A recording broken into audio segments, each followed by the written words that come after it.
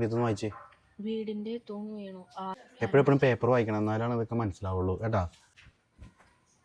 ഇക്കാക്ക് എപ്പോഴാ വന്നേ? ഞാനിപ്പോൾ വന്നുള്ളൂ. നീ എവിടെയായിരുന്നു? ഞാൻ അപ്പുറത്ത് അവരായിട്ട് വർത്താനം പറഞ്ഞൊക്കെയായിരുന്നു. ചായ എടുക്കട്ടെ? ചായ വേണ്ട, ചായ ഞാൻ കുടിച്ചായിരുന്നു. വായിക്ക്. ആ റഹീമിന്റെ കൊച്ചി ജനിച്ചിട്ട് 40 ദിവസം ആവാറായിട്ടുണ്ട്. അതിന്റെ ഫംഗ്ഷൻ വിളിച്ചിട്ടുണ്ട്. എനിക്കറിയാം, അവൻ എന്നെ വിളിച്ചിട്ടുണ്ടായിരുന്നു ഇന്നലെ. 13 വർഷത്തെത്തിയിട്ടല്ലേ അവനക്കൊരു കൊച്ചുണ്ടായത്. നല്ല കാര്യം. എന്തൊക്കെ കൊടുക്കാൻ ഉദ്ദേശിക്കണേ? ഞാനൊന്നും തീരുമാനിച്ചിട്ടൊന്നുമില്ല.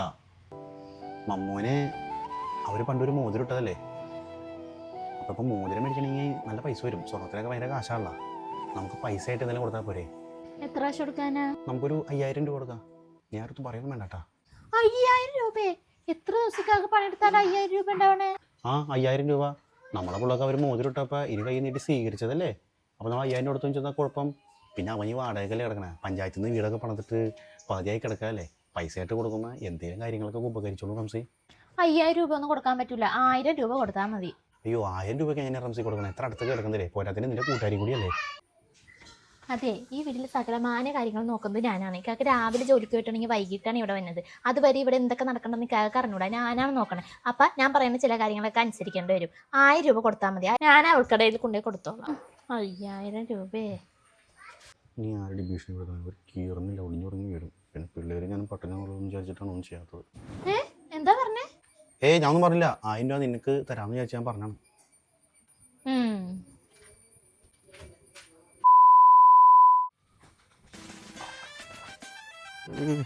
എടി, വീട്ടിൽ ചെന്നിട്ട് പല്ല് കുത്ത്.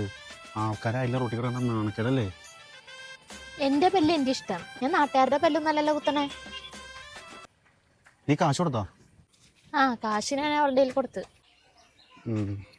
ആ വണ്ടി ഒന്നും എടുക്കായിരുന്നു. എനിക്ക് ചോറ് ഞാൻ നടക്കാൻ പറ്റില്ല എന്ന് പറഞ്ഞൂടെ? നീയല്ലേ പറഞ്ഞേ ഇവിടെ അടുത്തല്ലേ, വണ്ടി കൊണ്ടുപോകണ്ട എന്ന്. ഞാൻ പറഞ്ഞ എല്ലാം കേൾക്കണമെന്നുണ്ടാ? ആരും വിളിക്കണ്ടല്ല.